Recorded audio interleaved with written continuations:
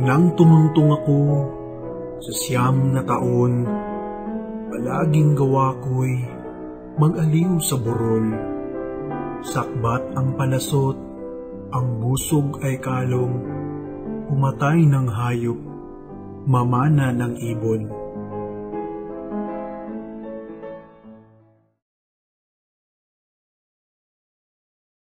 Pag-ibig anaki, aking nakilala.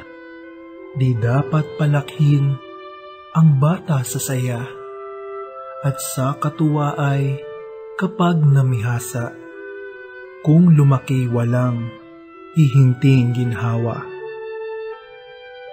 Para ng halamang lumaki sa tubig, dahoy na lalanta, munting di madilig.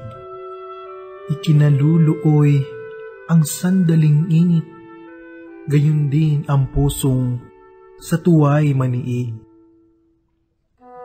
Ang laki sa layaw, karaniway hubad, sa bait at munit, sa hatol ay salat, masaklap na bunga ng maling paglingap, habag ng magulang sa irog na anak.